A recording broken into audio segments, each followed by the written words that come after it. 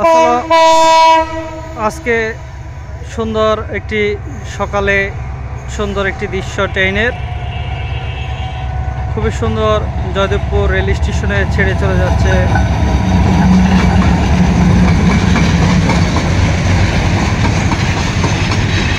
যদি আপনাদের ভিডিওটি ভালো লেগে থাকে অবশ্যই আপনারা লাইক কমেন্ট এবং শেয়ার করতে ভুলবেন না।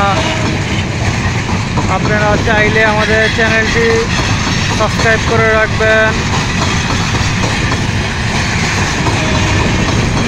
বিশাল বড় এই ট্রেনটি